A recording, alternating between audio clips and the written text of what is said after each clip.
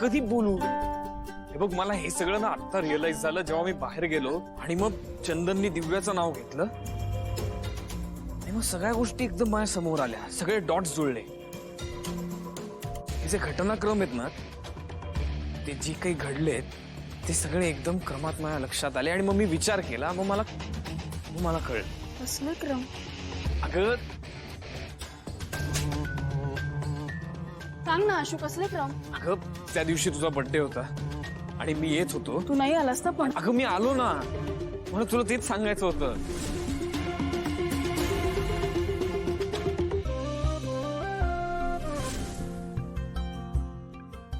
काय सांगायचं होतं? तेच जे तू विमानात मला विचारलं होतंस. म्हणजे काय काय?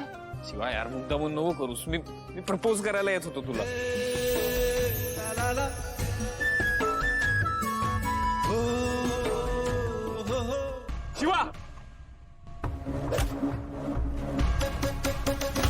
शिवा, मग पुढे काय झालं त्याचं? अगं मग तिथे दिव्या आली. कशी आली तिला कोणी सांगितलं काय माहिती, आणि तिने माझ्या हातात चिठ्ठी दिली.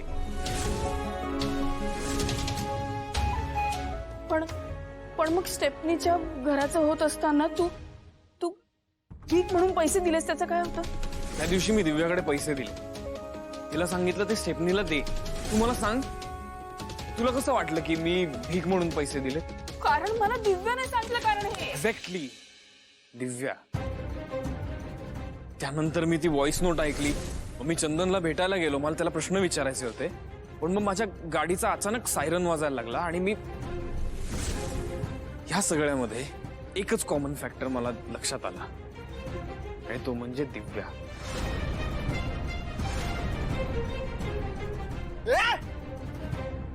ऐका ना, तुम्ही दोघं एकत्र खूप छान दिसताय, पण तुमचं बोलणं लवकर संपवा, नाहीतर हे आपल्याला संपवतील. ए तू थांब. शिवाय यार, माझी चूक झाली, मी चुकलोय, मला खरंच माफ कर. हे बघ, मला हे कळायला हवं होतं, पण मला हे आत्ता लक्षात येतंय की ते जे गुंड पाठवले होते ते तू नव्हते पाठवलेस. आपलं एकत्र येणं ज्यांना बघवत नाहीये त्यांनी पाठवले होते, तुझं नुकसान करायला पाठवले होते. मी हात जोडतो. आणि तुझं लग्नाला तयार झाला असतो? माझं लग्न कुठे झालंय अजून? शिवा, मला कळलंय माझं तुझ्यावरच प्रेम आहे. आता कळतंय? नाही म्हणजे संगीताचा कार्यक्रम होता, मला नेहाच्या ऐवजी तूच दिसत होतीस.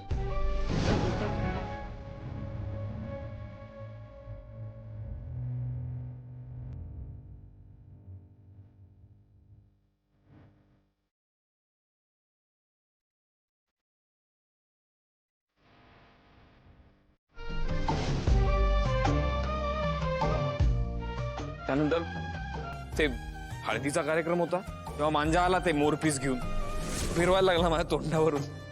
काय रे, काय झालं?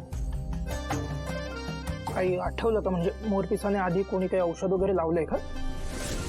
मला तुझी आठवण आली ना, आणि माझी चिडचिड होत होती. मला कळत नव्हतं की एक्झॅक्टली काय होतंय, आणि तू नाहीयेस म्हणून चिडचिड होतीये हे मला आत्ता कळलं. तू माझ्याबरोबर असतेस ना, हे कधी झालंच नसतं ग. तू माझी घेतलेली काळजी, तुझं माझ्या बरोबर असणं, तू मला नूडल्स बनवून देणं, हे सगळं खूप भारी आहे शिवा. तुझ्यासारखंच. मला ना एक गोष्ट लक्षात आली की मला तूच सांभाळू शकतेस. मला ना आपली ती जंगलातली मिठी अजूनही आठवते.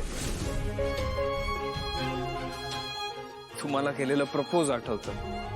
I love you Ashutosh Desai. माझं त्याला उत्तर द्यायचं राहिलं. मला उशीरच झाला, पण आता नाही. शिवा, मी तुझ्याशिवाय ना एक फक्त नॉर्मल खूप बोरिंग मुलगा आहे. यू कम्प्लीट मी.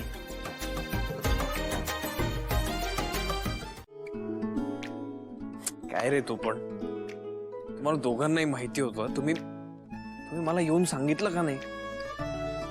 हे सांगणार होतो, पण शेवटी दिव्या हिची मोठी बहीण आहे. तिने शपथ घातली होती म्हणून नाही सांगितलं. ए, शिवा तू पण ना यार, तू का संत बनून राहायचं ह्या आजकालच्या जगात? हे बघ, दिव्याला ना मी सोडणार नाहीये. आशू हे बघ असं नको करू. मी बघते दिव्याला, ती माझी बहीण आहे. अरे बघून घेईन काय? अगं माझं आयुष्य बर्बाद झालं, तुलाही किती त्रास झाला त्याच्यामुळे. अशोक, त्यासाठी मी सॉरी म्हणतो, बट प्लीज एवढं एक ऐक शिवाचं. हे बघ आशू, चंदन आज इथे नसताना तर तुझं लग्न झालं असतं ना. आपण एकत्र आलो असतो ना, तुझ्या प्रेमाची कबुली दिली असतीस. इतकं सगळं जर चंदनमुळे झालंय तर आपण आपल्या मित्राची मदत करायला नको का?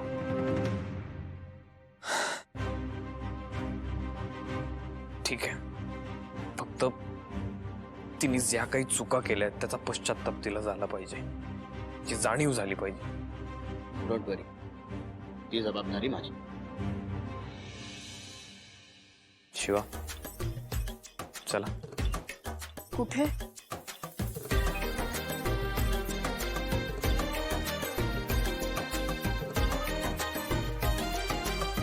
तू चल ग, चल.